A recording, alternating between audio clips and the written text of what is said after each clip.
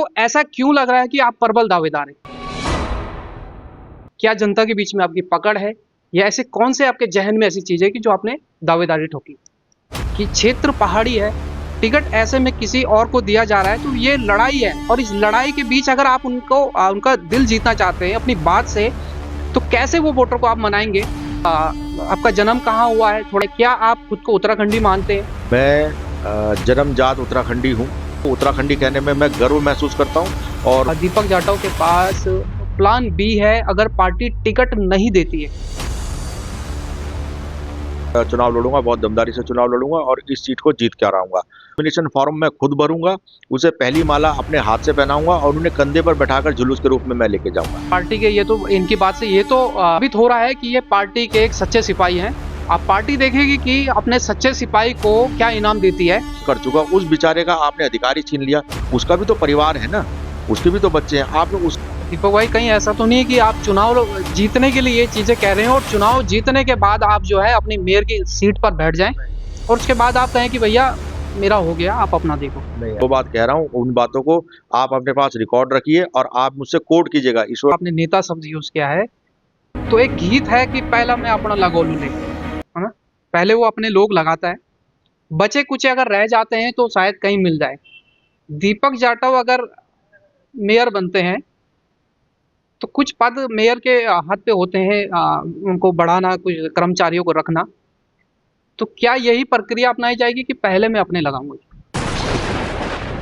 स्वार्थ नहीं है, मुझे कोई ऐसी जरूरत नहीं है, मुझे कोई ऐसा लालच नहीं है। कभी ना हो, मैं सर उठा के हमेशा से जिया हूं और आगे भी सर उठा के जीऊं। नमस्कार, आप देख रहे हैं नवक्रांति न्यूज और मैं हूं नवीन नौटियाल। ऋषिकेश मेयर सीट पर चर्चा करेंगे। जैसे कि आपको पता है कि Rishikesh mayor seat SC category के लिए आरक्षित की गई है। कांग्रेस और बीजेपी इसके अलावा जो निर्दलीय हैं वो ताल ठोक रहे हैं अभी से कि मेयर हम बनेंगे। लेकिन पहला सवाल तो यह है कि पार्टियां किसको अपना प्रत्याशी यहाँ पे बनाएगी। इस समय हमारे साथ कांग्रेस के नेता दीपक जाटव हमारे साथ है, जो ये एक कांग्रेस से प्रबल दावेदार माने जा रहे हैं मेयर के टिकट के। स्वागत। कि आपको ऐसा क्यों लग रहा है कि आप प्रबल दावेदार हैं? क्या जनता के बीच में आपकी पकड़ है या ऐसे कौन से आपके जहन में ऐसी चीज है कि जो आपने दावेदारी ठोकी? मैं धन्यवाद देता हूं आज आप लोगों को कि आप नवक्रांति ऋषिकेश में आई और उन्होंने एक बहुत अच्छा सर्वे सब लोगों से आप लोगों ने किया। आप लोग जनता के बीच में गए और जनता का रुख और जनता की बात समझने के बाद आपने मुझे मौका दिया अपनी बात रखने का। तो मैं आपके माध्यम से कहना चाहता हूं कि मुझे लगभग 30 साल से ज़्यादा हो गए कांग्रेस पार्टी से जुड़े हुए। मैं खानदानी कांग्रेसी हूँ, पिताजी भी हमारे कांग्रेस के लीडर रहे, पिछड़ा वर्ग आयोग में सदस्य रहे, माताजी हमारी सभासद रही कांग्रेस से ही। और मैं लगातार छात्र संघ चुनावों से लेकर जुड़ा रहा, यूथ कांग्रेस में जुड़ा रहा, मेन कांग्रेस बॉडी में, सोशल मीडिया में, सब जगह काम किया। जहाँ जहाँ कांग्रेस पार्टी ने जो जिम्मेदारी दी उसको हमने हमेशा सर माथे पर रखकर उसको अपने आगे बढ़ाया। और लगातार क्षेत्र में बने रहने के बाद, लगातार लोगों की समस्याओं से जूझने के बाद, अब मैं इस बात को लेके फिर जब ये सीट आरक्षित हुई, आरक्षित वर्ग के लिए ये यहाँ पर इसको बनाया गया, तो मैं फिर ये मैंने अपना आकलन किया, अपने साथ के सभी लोगों से, अपने साथी नेताओं से, पार्टी से ये राय मशवरा करने के बाद और जनता से समझने के बाद कि हाँ, ये अब सही मौका है और मैं अपनी दावेदारी रखता हूँ, तो मुझे निश्चित रूप से सब लोगों का प्रेम मिलेगा, प्यार मिलेगा, साथ मिलेगा। तो उसी विश्वास पे मैंने फिर अपनी दावेदारी प्रस्तुत की। अपने पार्टी के लिए समर्पण भाव अपना बताया कि मैं तमाम पदों पे रहा, पार्टी के जो भी मुझे दायित्व मिला मैंने उसको निर्वहन किया। समाज के प्रति आपका अगर कोई आपने अपना कोई ऐसे कार्य किए हों समाज के लिए या कभी किसी मुहिम से आप जुड़े हों जो समाज हित की हो, तो उसके बारे में बताइए। पिछले 30 सालों का अगर मैं आपको अपना रिकॉर्ड अगर उठा के देखें तो कोई ऐसा मूवमेंट, कोई भी ऋषिकेश में जब अगर आपने जितने भी बड़े आंदोलन हुए होंगे, कोई ऐसा मामला नहीं है कि जिसमें दीपक जाटव शामिल ना रहा हो। और जो को लेके हमारे पे मुकदमे भी दर्ज हुए और वो मुकदमे कोई किसी तरीके की लूट खसोट या किसी तरीके की छीना झपटी, कोई मार पिटाई या वो मुकदमे नहीं है, वो सारे जन आंदोलन से जुड़े हुए मुद्दे हैं। और मैं अभी रिसेंटली बताऊं जिसके चक्कर में दो जगह हमें पुलिस के द्वारा बड़ा प्रताड़ित किया गया, बहुत हमें टॉर्चर किया गया और वो एक ऐसा मामला था कि पूरे देश उससे झकझोर उठा था। वो था अंकिता भंडारी हत्याकांड। अंकिता भंडारी हत्याकांड में हम लोगों ने कम से कम 430 दिनों से भी ज़्यादा हमने अपना धरना चलाया और हम लोगों ने जब जब उस परिवार के साथ, कोई व्यक्ति ऐसा नहीं था जिस दिन जितने भी आज नेता यहाँ पे दम भर रहे हैं चुनाव लड़ने का, किसी भी पार्टी के हों, जिस दिन उस बिटिया की बॉडी मिली थी तो मैं खुद वहाँ पे डैम में उस समय मौजूद था। हमने काविंदर सजवाण जी उस समय एसडीआरएफ के यहाँ पर इंस्पेक्टर थे, उनके साथ हम लगातार उसकी खोज में जुटे रहे। जब पोस्टमार्टम के लिए जिस दिन आसमान खूब जार-जार, शायद प्रकृति भी रोई और खूब बारिश हो रही थी, उस दिन हम लोग पोस्टमार्टम हाउस में जमे रहे। गणेश गोदियाल जी हमारे साथ, हमारे नेता यहाँ पर मौजूद रहे। उस परिवार को अंदर नहीं जाने दिया जा रहा था, उनको उसकी शरीर तक देखने नहीं दिया जा रहा था, तो हम लोग उस आंदोलन में यहाँ जुटे रहे। हम लोगों ने जितने भी सड़कों को लेके कोई आंदोलन हो, यहाँ पर रोजगार को लेके कोई आंदोलन हो, एम्स से हमारा लगातार टकराव इस बात को लेकर रहता है कि वहाँ पर उन्होंने छटनी कर करके जो कर्मचारी बाहर निकाल दिए, तो हम लगातार उन चीज़ों को लेकर लड़ते रहते हैं। तो एक मुद्दा नहीं है या एक चीज़ नहीं है जिसके बारे में मैं आपको कहूँ कि ये, मैं तो लगातार, आप कोई ऐसा व्यक्ति नहीं है जो आपको कहे कि दीपक जाटव निष्क्रिय है या उसने, उसको हमने कभी सड़कों में नहीं देखा या हमने उसे जूझते हुए नहीं देखा। और उन्हीं बातों को लेकर मैं जनता के बीच में जाऊँगा। जनता की आपके पास ऐसा क्या विजन है कि अगले जो 5 साल अगर पार्टी टिकट देती है और आप जीत कर मेयर बनते हैं, तो क्या विजन आपके पास?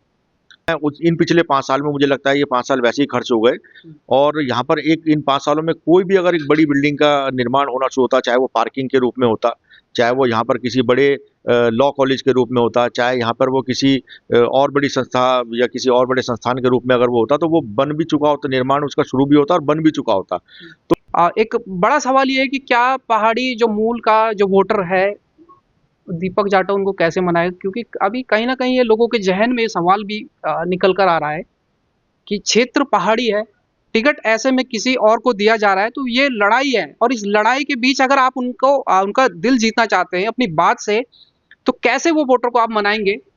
क्या दीपक जाटव आपका जन्म कहाँ हुआ है? थोड़ा इसके बारे में बताएँ। क्या आप खुद को उत्तराखंडी मानते हैं? मैं जन्मजात उत्तराखंडी हूँ। मेरा जन्म तो छोड़िए, मेरे पिताजी का जन्म भी यहीं है।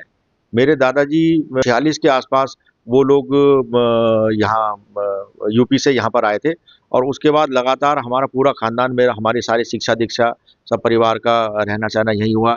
मेरी खुद की छोटी बहन पीसीएस ऑफिसर है। हमारी सबकी शिक्षा दीक्षा यहीं हुई है। तो मैं तो इन पहाड़ों से, इन पहाड़ी यहाँ पर परिवारों से, यहाँ पर हमारा सबके सबसे पारिवारिक रूप से जुड़ाव है और कोई ऐसा एक भी व्यक्ति ऐसा नहीं है जो ये कह सके कि दीपक जाटव का व्यवहार ऐसा है कि जो वो मुझसे जुड़ाव ना महसूस करे। क्योंकि हम डर नहीं है कि लोग ये कहें कि दीपक जाटव हमारे बीच का नहीं है या मैं यहाँ का नहीं हूँ। मैं जन्म मेरा यहाँ का, मेरे पिता का जन्म यहाँ का, हमारा हर समुदाय से, हर परिवार से, हर जाति बिरादरी में उठना बैठना है, सब लोगों के साथ प्यार व्यवहार का नाता है।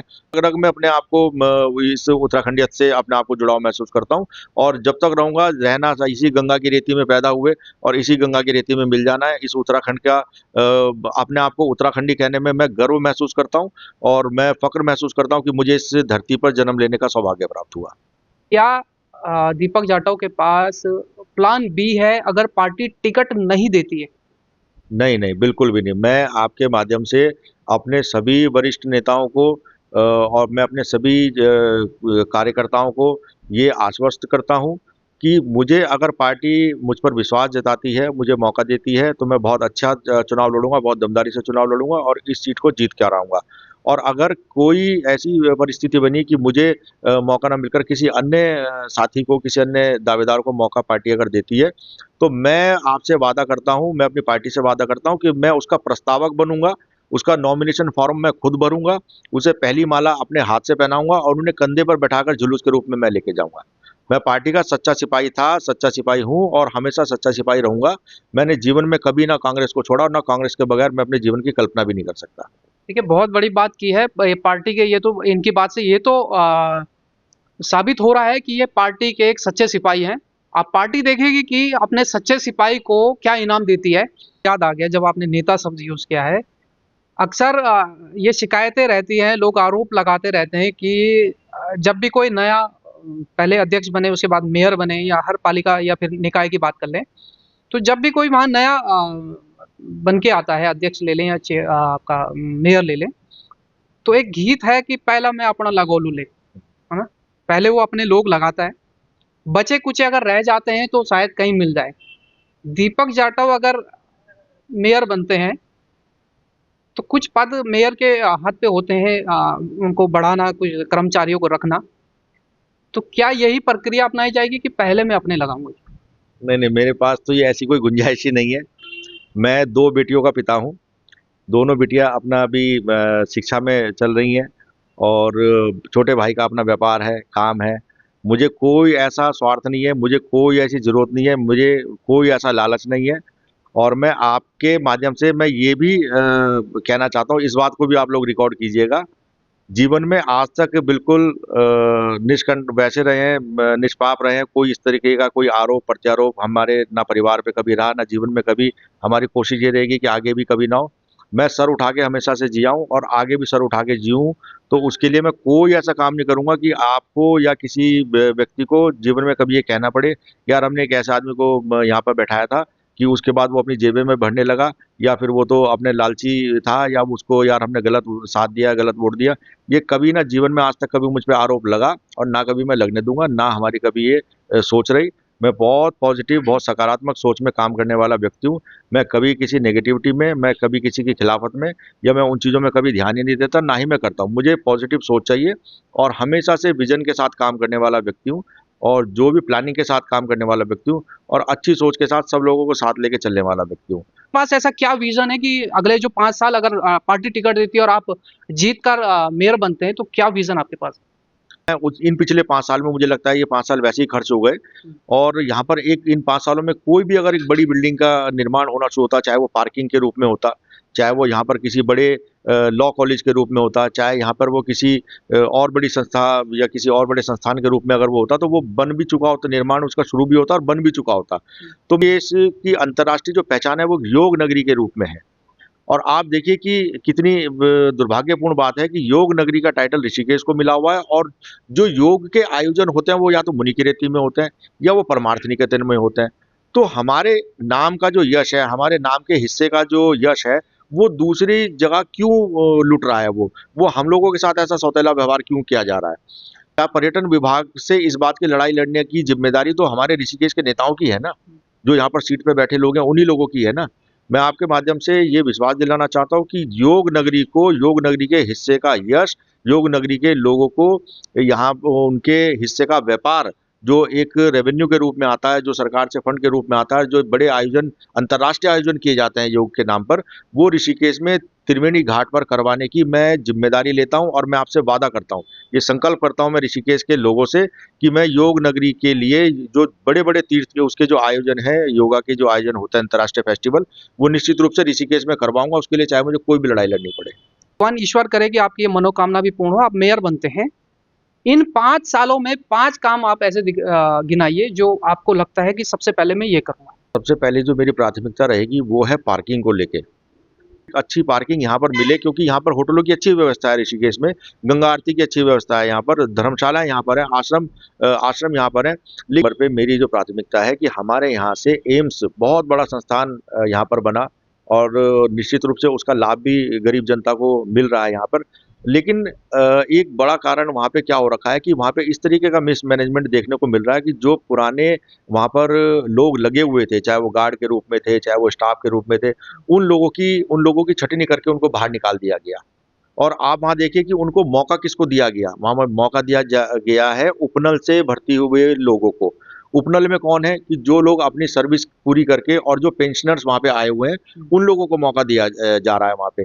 तो एक तो वो पहले से ऑलरेडी पेंशनर है, और जो आदमी यहाँ पे 3 साल, 4 साल की नौकरी एक गार्ड के रूप में कर चुका, उस बेचारे का आपने अधिकार ही छीन लिया। उसका भी तो परिवार है ना, उसके भी तो बच्चे हैं। आपने उसके साथ आप सौतेला व्यवहार कैसे कर सकते हैं? तो इस बात की आवाज़ कौन उठाएगा? ये ज़िम्मेदारी है नेताओं की। ये ज़िम्मेदारी है बड़े महत्वपूर्ण पद पे बैठे हुए लोगों की। वो ही इस बात को डायरेक्टर से बात करें, डीन से बात करें, स्वास्थ्य मंत्री से बात करें, स्वास्थ्य सचिव से बात करें, मुख्यमंत्री के पास जाएँ, दिल्ली जाएँ, लेकिन उन लोगों की समस्याओं को, वो जेन्युइन समस्या है, उन लोगों की छँटनी क्यों करी जा रही है? दीपक भाई, कहीं ऐसा तो नहीं है कि आप चुनाव जीतने के लिए ये चीज़ें कह रहे हैं और चुनाव जीतने के बाद आप जो है अपनी मेयर की सीट पर बैठ जाएँ और उसके बाद आप कहें कि भैया मेरा हो गया, आप अपना देखो? नहीं, ऐसा नहीं है। ना जीवन में मैं कभी बदला, और ना मेरा कभी स्वभाव बदला। मैं हमेशा से संघर्ष करने वाला व्यक्ति हूँ और जो बात कह रहा हूँ उन बातों को आप अपने पास रिकॉर्ड रखिए और आप मुझसे कोट कीजिएगा। ईश्वर करे मुझे मैं उस लायक अगर मुझे ऋषिकेश की जनता इस पद पर पहुँचाती है, तो मैं आपको कहता हूँ कि आप मेरी इस बात को मुझे दोबारा कोट कीजिएगा। और मैं आपको कहूँगा कि हाँ, आप मैं ये देखिए कि मैं इस तारीख को डीन से भी मिलाया, मैं इस तारीख को डायरेक्टर से भी मिलाया और मैं ये ऑर्डर वहाँ के लिए लेके आया हूँ। तीसरी हमारे यहाँ पे एक बड़ी समस्या आवारा पशुओं की बहुत बड़ी समस्या है हमारे यहाँ पर। तो उससे बहुत लोग चोटिल भी होते हैं और बड़ा मन में बड़ा हमारा खुद भी मन खराब होता है देख के कि निराश्रित पशु जो हैं, जो लाचार पशु हैं, जो घायल पशु हैं, जो वृद्ध पशु हैं, उनके लिए मैं ज़रूर आगे बढ़ाना चाहूँगा क्योंकि उसके लिए फंड की व्यवस्था वगैरह सब की जा सकती है। हमेशा कम 3 काम आपने गिना दिए, 2 और।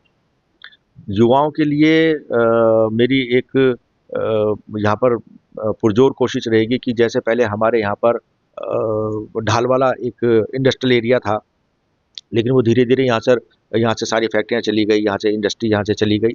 लेकिन आज भी यहाँ पर ऐसी स्थिति है कि जो युवा है यहाँ का वो काम करने के लिए बहादुराबाद जाता है, वो हरिद्वार जाता है, तो कई युवा साथी हैं वो बेचारे यहाँ से दूर-दूर जाते हैं और ये ना हो श्रम विभाग इसमें इन्वॉल्व करके और श्रम विभाग के नियम कानूनों के तहत उन लोगों के लिए स्थायी काम की व्यवस्था हो सके और उनके साथ ये बार-बार सौतेला व्यवहार ना हो और उनको उनका परमानेंट रोजगार चलता रहे।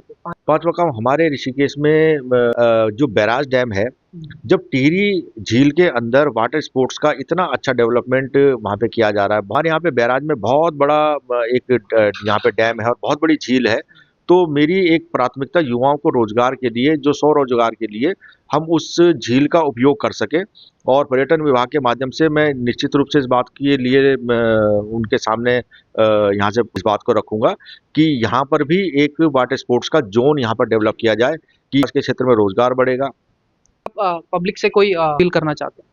मैं आपके माध्यम से ऋषिकेश की महान जनता से मेरा ये प्रार्थना है, मेरा ये निवेदन है कि वो अगर मुझे इस अवसर को प्रदान करते हैं, मुझे अगर उस महापौर की सीट तक पहुँचाते हैं, मेयर पद तक मुझे पहुँचाते हैं, तो मैं आप लोगों के माध्यम से उनको आश्वस्त करता हूँ कि मैं एक सेवक रूप में हमेशा मैंने काम किया है और मैं सेवक रूप में ही काम करता रहूँगा और आप लोगों के पूरे तरीके से अधिकार में हूँ। क्योंकि मेरा जीवन यापन यहीं का, पिताजी की दुकान हमारे ऋषिकेश शहर के बीचों-बीच बाज़ार में है। तो कोई ऐसा दिन, कोई ऐसा क्षण नहीं होगा कि मैं उनके बीच में उपलब्ध ना हूँ। के रूप में यहाँ पर उनके सामने आना चाह रहा हूँ और सेवक के रूप में कार्य करूँगा। यही विश्वास मैं ऋषिकेश की जनता को दिलाना चाहता हूँ। मैं नेता नहीं हूँ, मैं बेटा बन के काम करूँगा। तो इन्होंने काफ़ी कॉन्फिडेंस से बात रखी है कि पार्टी अगर मुझे वो मेयर पद का दावेदार यहाँ से बनाती है, तो मैं लड़ूँगा और जीत कर आऊँगा और नहीं देती है तो भी मैं जो भी पार्टी डिसाइड करेगी मैं वो काम करने के लिए तैयार हूँ। साथ ही अब देखने वाली बात ये होगी कि कांग्रेस पार्टी जिस तरीके से इन्होंने कहा है कि ये सच्चे सिपाही इन्होंने खुद को बताया और सच्चे सिपाही शब्द के पीछे जो बात थी वो यही थी कि अगर पार्टी टिकट देगी तो मैं लड़ूँगा, नहीं देगी तो मैं जो भी पार्टी डिसाइड करेगी वो काम करने के लिए तैयार हूँ। फिलहाल देखना ही होगा कि पार्टी क्या सच्चे सिपाही को चुनती है या फिर किसी अन्य को यहाँ से अपने मेयर का दावेदार यहाँ से घोषित करती है। फिलहाल बने रहे नवक्रांति न्यूज़ के साथ।